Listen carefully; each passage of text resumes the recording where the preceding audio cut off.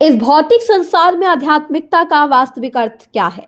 शरीर में रहते हुए सत्संग कैसे किया जाए और जीवन को आध्यात्मिक दिशा कैसे मिले? इन गुण प्रश्नों पर बेहद स्पष्ट और सरल व्याख्या। इन्हीं विषयों पर वृंदावन धाम से पधारे कथाव्यास श्री गौरदास जी महाराज ने आध्यात्मिक शब्द की सटीक परिभाषा बताते हुए जीवन से जुड़े कई महत्वपूर्ण संदेश दिए। इस विशेष संवाद में राष्ट्र प्रस्तावना के निदेशक संपादक संजीव श्रीवास्तव के साथ हुई इस सारगर्भित बातचीत के अंश पर आप देखेंगे जहां आध्यात्मिकता को भौतिक जीवन से जोड़कर समझाया गया है।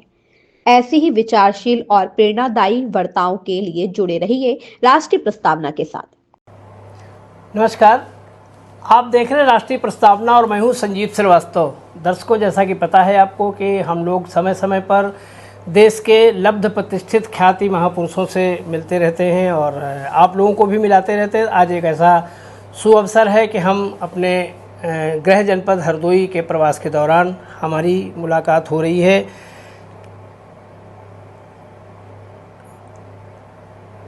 परम पूज्य गौरदास जी महाराज, जो कि ब्रह्म मध्यम गुणेश्वर संप्रदाय के संत हैं और हरदोई जनपद में श्री तुलसी आध्यात्मिक सत्संग सेवा समिति के तत्वावधान में आयोजित हो रही श्रीमद् भागवत कथा। आइए महाराज जी से जानते हैं कि इसका रहस्य क्या है। महाराज जी, राष्ट्रीय प्रस्तावना चैनल में आपका बहुत बहुत स्वागत है। बहुत बहुत आप सबका धन्यवाद। महाराज जी, ये जो कथा हो रही है श्रीमद् भागवत कथा, आप कह रहे हैं भागवत कथा के व्यास मंच है कि ये जो आध्यात्मिक सत्संग सेवा समिति, सत्संग अपने आप में ही एक संपूर्ण शब्द है जैसा कि माना जाता है और उससे पहले आध्यात्मिक प्रयोग किया गया है, तो ये आध्यात्मिक विषय पे हमारे दर्शकों को कुछ विशेष जानकारी दीजिए। देखिए, तीन तत्व हैं। एक है आदि भौतिक, एक है आदि दैविक और एक है आध्यात्मिक। आदि भौतिक का अर्थ होता है शरीर और संसार से जुड़ी हुई वस्तुएं जो भौतिक हैं और नाशवान हैं। आदि दैविक का अर्थ होता है देवता, पुण्य प्राप्त करके जो दैवीय शक्तियां हैं, देव वर्ग है, उसको आदि दैविक से संबोधित किया जाता है।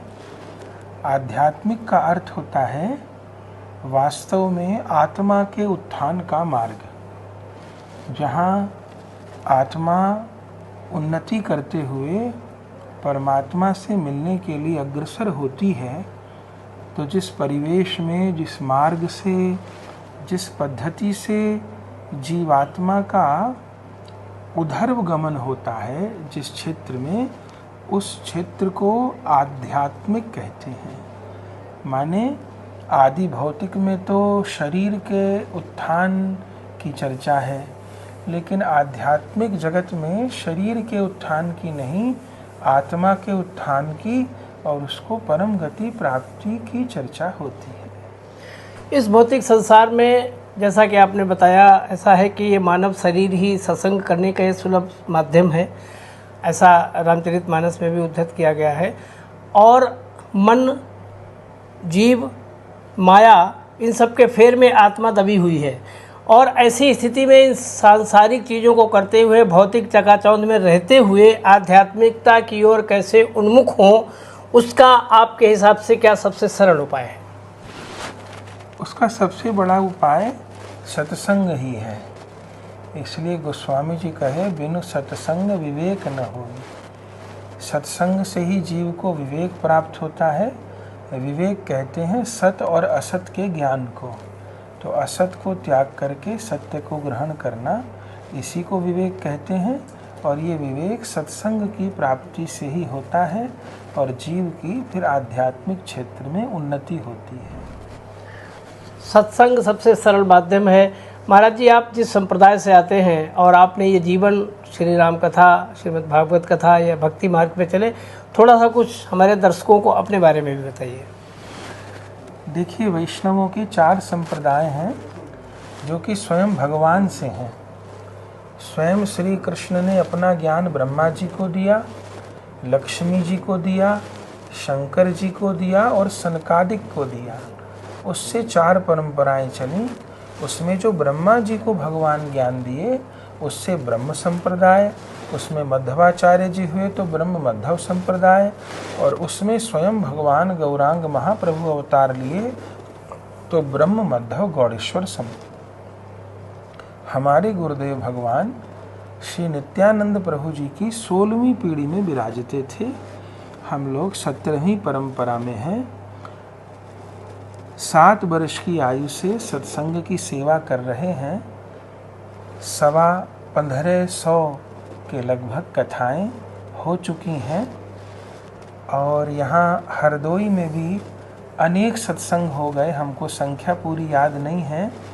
भक्तमाल जी की कथा हो गई, 2 बार कृष्ण करनामित की कथा हो गई, 1 बार राम कथा हो गई, श्री राधा रसुधा निधि की कथा हो गई और इस बार भागवत जी की सेवा हो रही है। तो यहाँ पर 5, 6, 7 बार कथाएं पहले हो चुकी हैं। इस बार भागवत जी की सेवा हो रही है। बहुत बहुत धन्यवाद महाराज जी, आपने हमारे दर्शकों को बड़े गूढ़ रहस्यों की बात बताई। तो ये थे स्वामी जी, आपने देखा किस तरीके से आपने जैसा एक सबसे बड़ा रहस्य बताया अपने मानव जीवन का कि 7 वर्ष से ही आपको सत्संग रूपी गाड़ी में बैठने का अवसर मिल गया और ये यात्रा अनवरत रूप से चलती हुई यहाँ तक पहुँची है। इस सत्संग समिति के जो यहाँ के हमारे अगुवाकार हैं प्रभाकर पांडे जी, सत्संग के तत्वावधान में अपने सभी भक्तों के साथ इसी तरीके से धार्मिक अनुष्ठान कराते रहते हैं। आप देखते रहिए राष्ट्रीय प्रस्तावना। इसी के साथ मैं आपको समय समय पर मिलवाता रहूँगा। आज बस इतना ही। नमस्कार।